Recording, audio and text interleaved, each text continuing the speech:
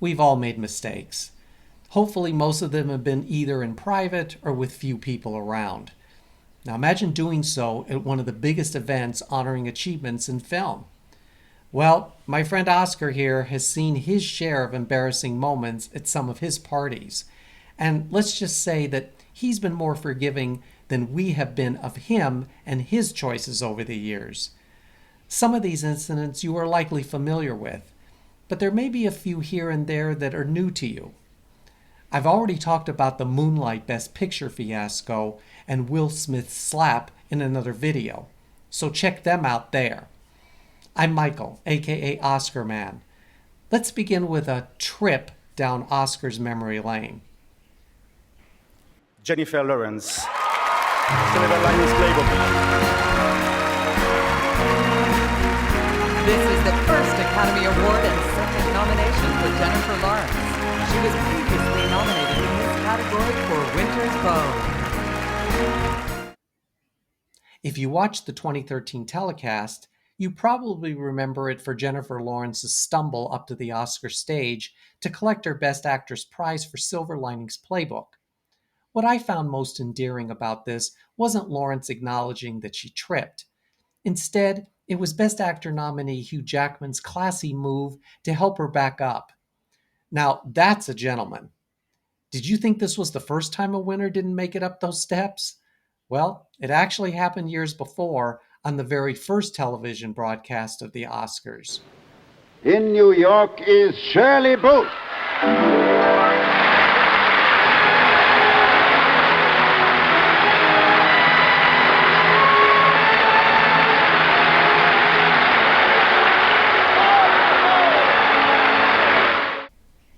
In 1953, the Academy Awards, that's what they called them back then, made their TV debut on NBC.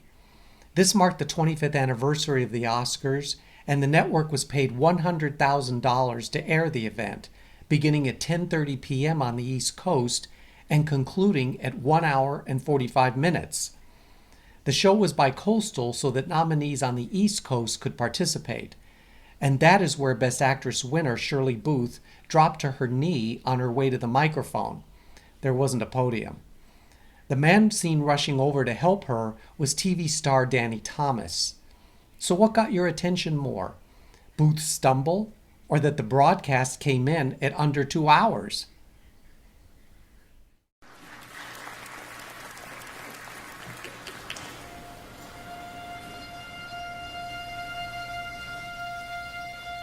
Rows and flows of angel hair and ice cream castles in the air. I really don't know clouds at all.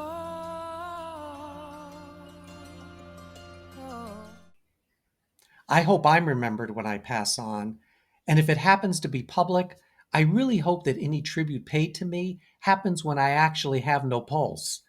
So while it is considered an honor to be included as part of the In Memoriam segment at the Oscars, I think it's more appropriate that the person has actually died. Janet Patterson was a costume designer nominated 4 times for films, including The Piano. She passed away in 2016, and while her name was shown during the In Memoriam segment at the 89th ceremony, the photo shown was of Jan Chapman, a film producer of such films as The Piano.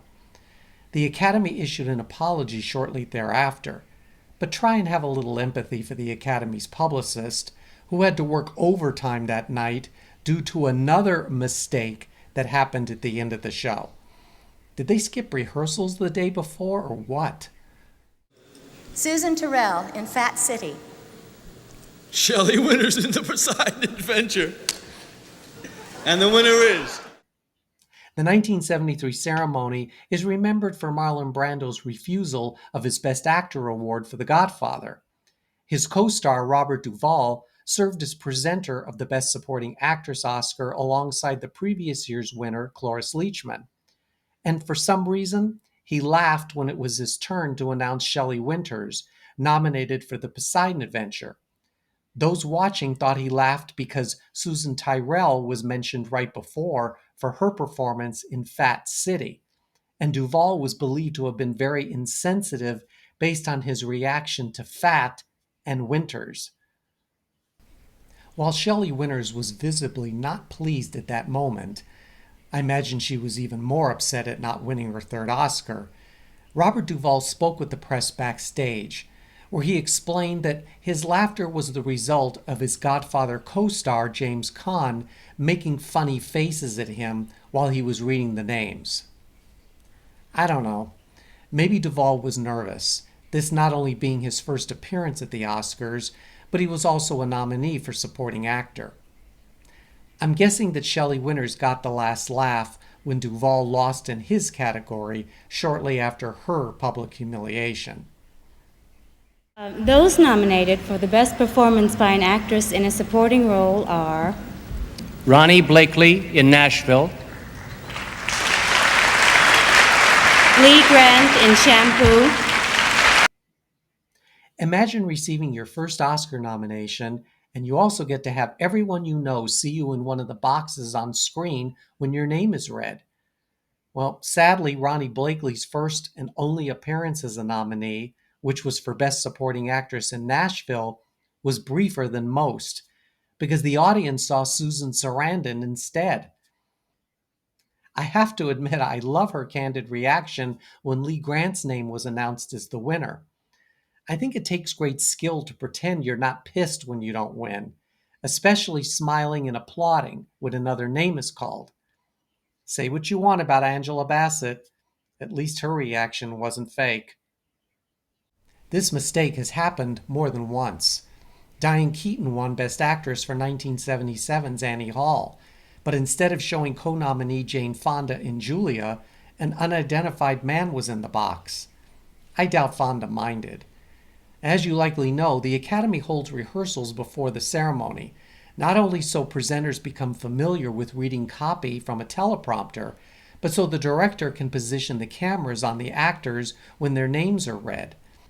There are photos of these rehearsals showing large placards in the seats where these nominees will be.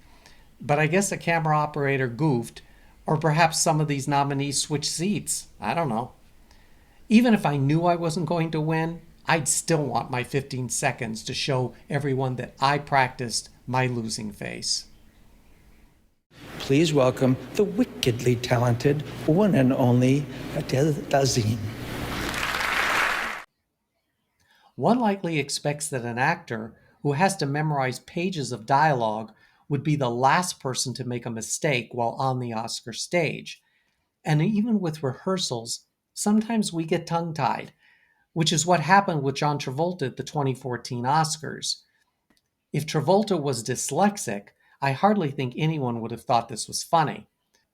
But the actor seemed truly nervous when, there's no other way to say it, he butchered Idina Menzel's name. In a very funny moment, the star of Broadway's Wicked got even with Travolta. Gentlemen, please welcome to the stage my very dear friend, Glom Gazingo. We're all used to seeing actors give pitch-perfect performances in film and on television. Performing live is something completely different, where you can't fix a flub. Watching bloopers and outtakes is fun because it shows that actors are human and make mistakes. In addition to the clips that are part of DVD packages, I highly recommend that you check out footage from the earlier days that feature some big stars, sometimes not laughing at their mistakes. You can find them on YouTube, but here's a sample. And if the case isn't settled by then, I'm going to give the estate away to the Salvation Army, and I knew goddamn well I was going to say it. Sandra just told me that I was only nuts to that goddamn line. I cannot remember it. Who was that? I don't know. What do you mean you don't know? Well, I've seen him around. Seen him around where? Jesus. I know how excited Miss Harris will be when she receives her Oscar. Not only is the Oscar one of the world's, or the motion picture world's. What's going on behind me? Both of us? Yes! Nothing like having two actresses accept an Oscar on your behalf. In 1966, Elke Summer believed she was the anointed one to extend appreciation for the absent Julie Harris, not the actress, for Best Costume Design. Connie Stevens also made her way to the stage, and the two women actually handled the situation with humor. In unison. I know how excited Miss Harris will be when she receives it. I'm not exactly sure how that one happened, especially since both actresses had notes prepared. Of course, this kind of thing is no longer a problem since the Academy does not allow proxy acceptances. Yes, they have made exceptions for Heath Ledger and Peggy Ashcroft. For you Oscar nerds who go back several decades, you'll know that the 60s were a terrible decade for no-shows, especially in the female acting categories. Maybe some were following Katharine Hepburn's lead. Among the no-shows were Maggie Smith, Elizabeth Taylor, Goldie Hawn, Sandy Dennis, and Sophia Loren. Then Academy President Gregory Peck put out a plea to future acting nominees to show up, and since the mid-70s, the track record has been pretty good. As for me, if I was a nominee, I'd show up to the ceremony 3 days early. We saw your boobs. We saw your boobs. In the movie that we saw your boobs. I know not everyone likes all of the people who have been assigned the task of hosting the Oscars show. For me, two of the worst were Seth MacFarlane and David Letterman. I found both very unfunny, especially in these moments. Oprah?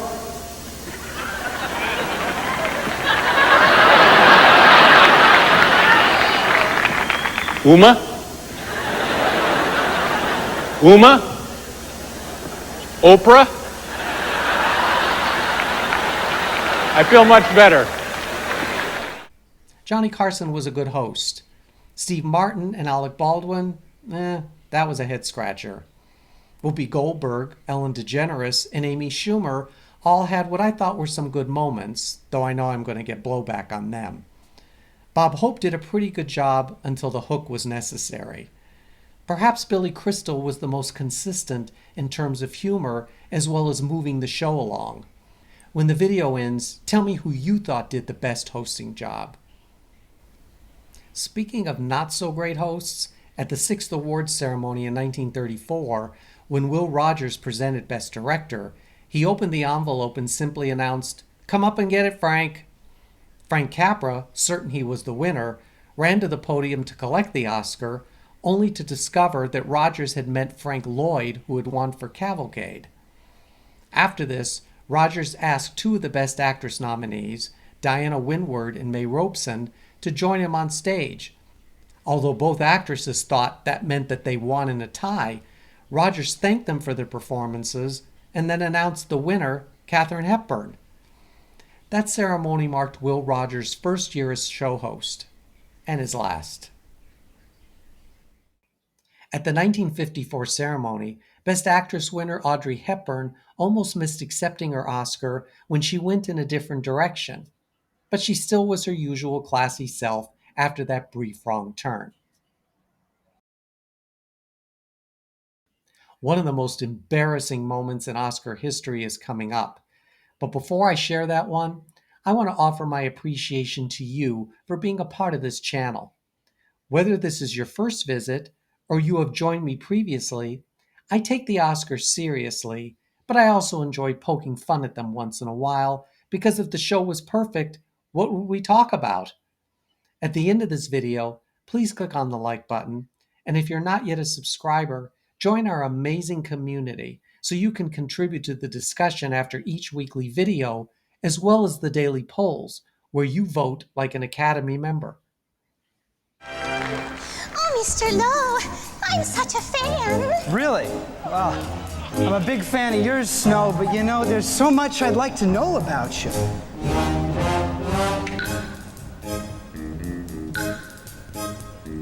Used to work a lot for Walt Disney, starring in cartoons every night and day.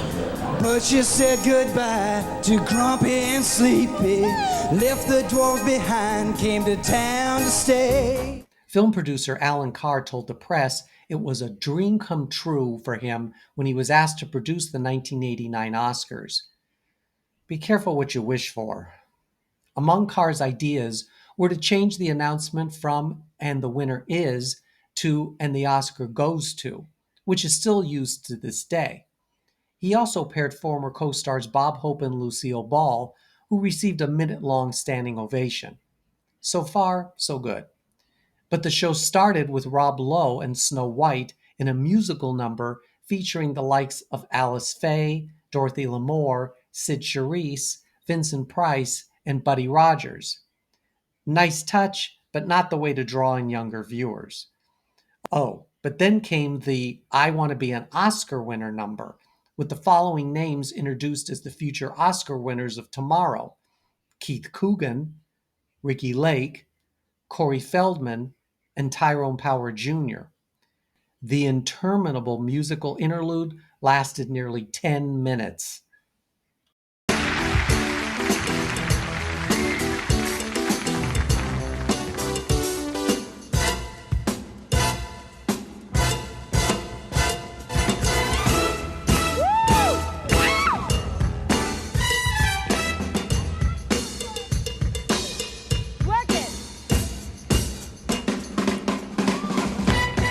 Who was the person who prognosticated these talents as potential Oscar winners? Of course, no one likely knew that Anna Paquin, Cuba Gooding Jr., or Marissa Tomei would be Oscar winners either. The show actually drew its highest ratings in 5 years. Over 42 million people watched it. Did they love it? Well, the New York Times wrote, quote, "It deserves a permanent place in the annals of Oscar embarrassments." On the other coast, the LA Times called the show, quote, "moribund." To make matters worse, 17 industry members, among them Paul Newman, Gregory Peck, Julie Andrews, and Billy Wilder, signed an open letter that stated the telecast was, quote, "an embarrassment to both the Academy and the entire motion picture industry." Eileen Bowman, don't recognize her name, made her television debut as Snow White. Following this seemingly great opportunity, Bowman went on to star in Killer Tomatoes Eat France, and more recently, Pregnant by My Ex-Professor's Dad. But I don't want to go too hard on Eileen. She was allegedly made to sign a gag order the day after the Oscars show, prohibiting her from speaking to the press about her performance for the next 13 years. Bowman finally spoke about it publicly in a 2013 interview, in which she described the performance as looking, quote, "like a gay bar mitzvah." I won't even try to top that. Now it's your turn to share some of your Oscar show moments that you remember as embarrassing. Did I miss some pratfalls, incorrect name announcements, or mentions of those in memoriam who didn't yet have a death certificate? Have fun with these moments that Oscar would rather forget. And until we meet again, before I share this final clip, please know that I use the word bleeped out a lot, and I understand being caught up in the moment. But do you think this was embarrassing, or did it make you like the actress better? When I watched Kate 2 years ago, it looked so easy. Oops.